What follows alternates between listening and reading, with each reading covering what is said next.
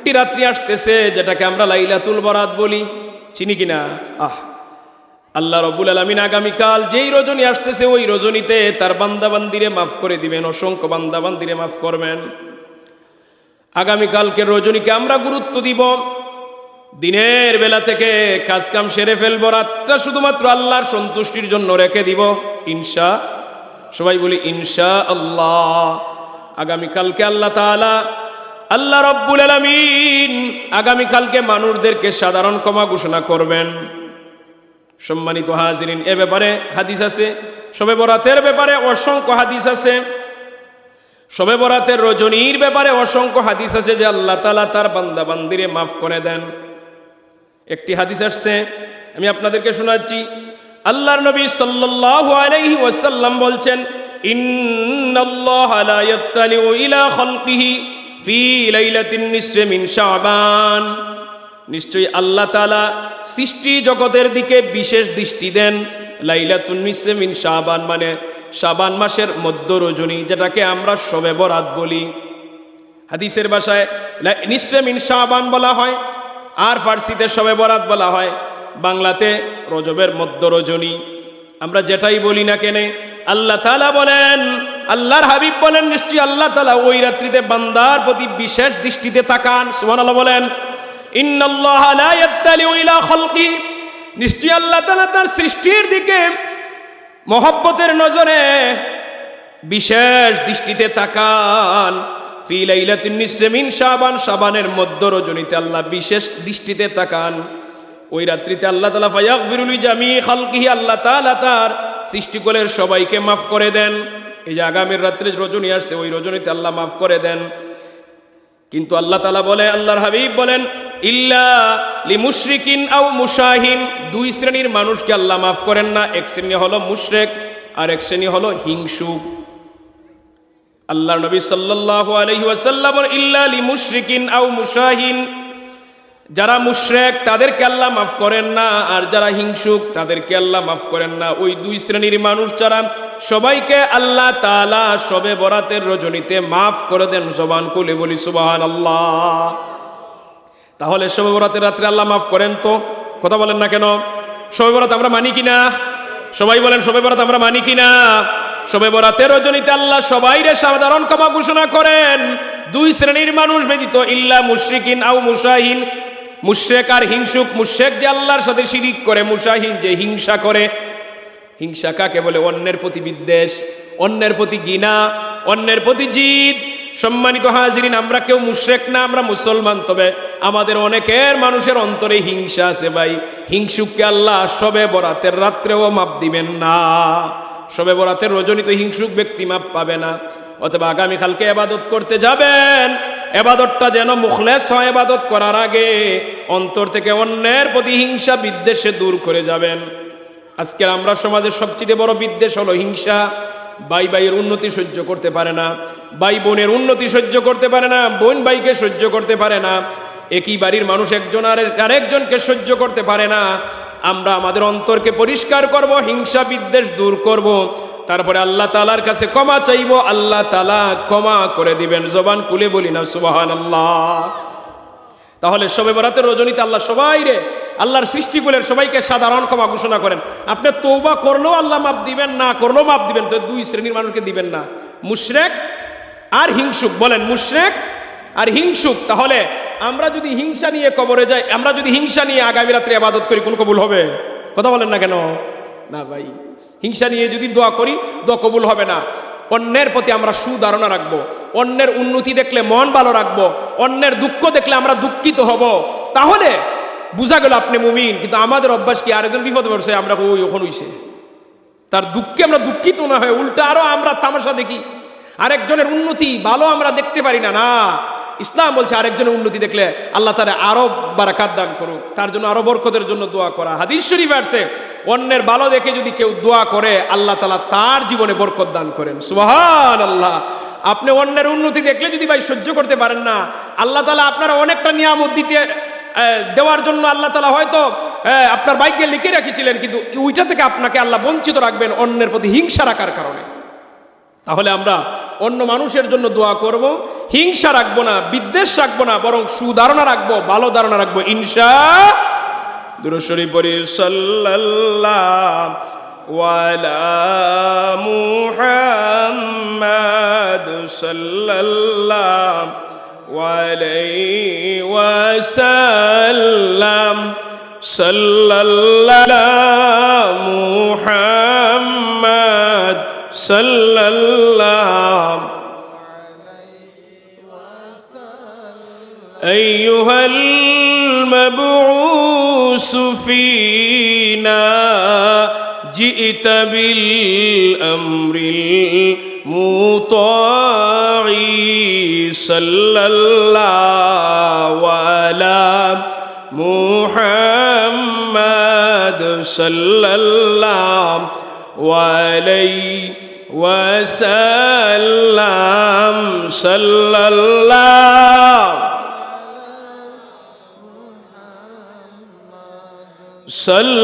সাল্লাল্লাহু আলাইহি।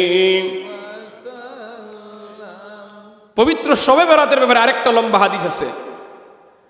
আম্মা জান আয়েশা সিদ্দিকা রাদিয়াল্লাহু তাআলা আনহা বলেন, একদিন আল্লাহর নবী সাল্লাল্লাহু আলাইহি ওয়াসাল্লাম আমার হুজরায় আসলেন, আমার ঘরে আসলেন। আসার পরে আল্লাহর নবী সাল্লাল্লাহু আলাইহি ওয়াসাল্লাম ওনার জিসিম মুবারক থেকে পোশাক খুলে নিলেন। পরক্ষণে দেখি আল্লাহর নবী আবার পোশাক গায়ে দিলেন। পোশাকটা গায়ে দিয়ে আমার হুজরা থেকে বের হয়ে গেলেন। আমার মনের ভিতরে সন্দেহ লাগলো, আল্লাহর নবী কোথায় যাচ্ছেন? আম্মা জান আয়েশা বললেন, আমি মনে মনে ভাবলাম হয়তো আল্লাহর নবী অন্য কোনো বিবির ঘরে যাচ্ছেন। তাই আমি তালাশ করার জন্য নবীজির পিছনে পিছনে আমিও বের হলাম। কিন্তু আম্মা জান বলেন, আমি লক্ষ্য করে দেখলাম আল্লাহর নবী সাল্লাল্লাহু আলাইহি ওয়াসাল্লাম অন্য কোনো বিবির ঘরে না গিয়ে দেখলাম জান্নাতুল বাকিতে গিয়ে জিয়ারত করতেছেন। একটু মন খুলে বলেন না সুবহানাল্লাহ। আম্মা জান বলেন, নবীজিকে দেখলাম জান্নাতুল বাকিতে গিয়ে দোয়া করতেছেন। আমার মনের ভিতরে যে সন্দেহ ছিল সেটা দূর হয়ে গেল। আমি দৌড়ে দৌড়ে আসলাম। আমি আমার হুজরায় চলে আসলাম। দৌড়ে দৌড়ে আসার কারণে আমার শ্বাস প্রশ্বাসটা ঘন হয়ে গেল। মানুষ দৌড় দিলে দ্রুত গতিতে শ্বাস প্রশ্বাস ফেলে। আম্মা জান আয়েশা সিদ্দিকা রাদিয়াল্লাহু তাআলা আনহা বলেন, পরক্ষণে রাহমাতাল লিল আলামিন নবীজি আমার পিছনে পিছনে আসলেন। এসে বলেন, আয়েশা, তোমার শ্বাস প্রশ্বাস এত দ্রুত গতিতে চলছে কেন? আমারে বলো। তুমি যদি আমারে না বলো তাহলে আল্লাহ তাআলা আমারে জানাই দিবেন। সুবহানাল্লাহ বলেন। আম্মা জান আয়েশা বলেন, ইয়া রাসূলুল্লাহ, আপনি আমার ঘরে আসলেন, আসার পরে পোশাক খুলে নিলেন। আমি ভাবলাম আপনি আমার পাশে শুয়ে পড়বেন, কিন্তু পরক্ষণে আবার পোশাক গা দিয়ে চলে গেলেন। আমার মনের ভিতরে আসলো হয়তো আপনি অন্য কোনো বিবির ঘরে গেলেন। আল্লাহ রসুল বলেন, আয়েশা, তুমি কি মনে করো আল্লাহ এবং তার রাসূল তোমার উপর কোনোদিন জুলুম করবেন? আম্মা জান আয়েশা বলেন, ইয়া রাসূলুল্লাহ, আমার মা বাবা কুরবান হোক এটা আমি কখনো মনে করি না। আল্লাহ রসুল বলেন, আয়েশা, তোমার ঘরে আসার পরে জিবরিল আমিন এসে আমারে বললেন, ইয়া রাসূলুল্লাহ, ইয়া হাবিবাল্লাহ, আপনি কি জানেন আজকের রজনী হলো লাইলাতুন নিসফি মিন শাবান, শাবানের মধ্য রজনী। আজ আল্লাহ রব্বুল আলামিন বনু কালবের গোত্রের ছাগলের পশম পরিমাণ মানুষদেরকে আল্লাহ ক্ষমা করে দিবেন। সম্মানিত হাজিরিন, আল্লাহ রসুল বলেন, আয়েশা, তুমি ভয় পাবে বিদায় জিবরিল আমিনের কথা তোমারে বুঝাই নাই, তোমারে বলি নাই, আমি বের হয়ে গেলাম। জান্নাতুল বাকি দিকে আমার উম্মতদের জন্য দোয়া করলাম। আল্লাহর নবী বলেন, আয়েশা, তুমি কি আজকে আমার অনুমতি দিবে? আজকে আমি আল্লাহর ইবাদত করব, আল্লাহর গোলামি করব। আম্মা জান আয়েশা বলেন, ইয়া রাসূলুল্লাহ, ইয়া হাবিবাল্লাহ, গো মায়ার নবী, আমার মা বাবা আপনার জন্য কুরবান হোক, আমি কি আপনার ইবাদত থেকে বাধা দিতে পারি? আম্মা জান আয়েশা বলেন, রাহমাতাল লিল আলামিন নবীজি আমার কাছ থেকে অনুমতি নিয়ে উনি নামাজে দাঁড়াইলেন, দীর্ঘ সময় কেরাত পাঠ করলেন, দীর্ঘ সময় রুকু করলেন এবং দীর্ঘ সময় সেজদার মধ্যে কাটাইলেন। এত লম্বা সেজদার কোনোদিন দেখি নাই। নবীজি দীর্ঘ সময় সেজদার মধ্যে থাকার কারণে রাহমাতাল লিল আলামিন নবীজির বডি কুরুনারা সারা করে না। আমার ভিতরে সন্দেহ জাগলো, আল্লাহর নবী হয়তো দুনিয়ার সফর শেষ করে ফেলছেন, এত লম্বা সেজদা, বডি নাড়া সারা নাই। আম্মা জান আয়েশা বলেন, আমার সন্দেহ দূর করার জন্য নবীজির শরীর মুবারকে হাত দিয়ে দেখলাম, হাত দেওয়ার সাথে সাথে নবীজির বডিটা নাড়াচাড়া দিয়ে উঠছে। আমি হাত সরিয়ে ফেললাম। আল্লাহর নবী সাল্লাল্লাহু আলাইহি ওয়াসাল্লাম নামাজ শেষ করে জিজ্ঞাসা করলেন, আয়েশা তুমি আমার শরীরে হাত দিলে কেন? আম্মা জান আয়েশা সিদ্দিকা রাদিয়াল্লাহু তাআলা আনহা বলেন, ইয়া রাসূলুল্লাহ, ইয়া হাবিবাল্লাহ, গো মায়ার নবী, দীর্ঘ সময় যাবত যখন আপনি সেজদা দিলেন, লম্বা সেজদা, আমি ভাবলাম হয়তো দুনিয়ার সফর শেষ, আপনি জীবিত আছেন কিনা যাচাই করার জন্য হাত দিলাম। আল্লাহর নবী সাল্লাল্লাহু আলাইহি ওয়াসাল্লাম জবাব দিলেন, আয়েশা, আজকের রাত্রিতে আল্লাহ রব্বুল আলামিন আমার উম্মতদেরকে সাধারণ ক্ষমা ঘোষণা করবেন, আমার উম্মতদেরকে মাফ দিবেন। এই জন্য আমি লম্বা সময় ধরে আমার উম্মতের জন্য ক্ষমা প্রার্থনা করতেছি। সম্মানিত হাজির, এই হাদিস থেকে কি বোঝা যায়?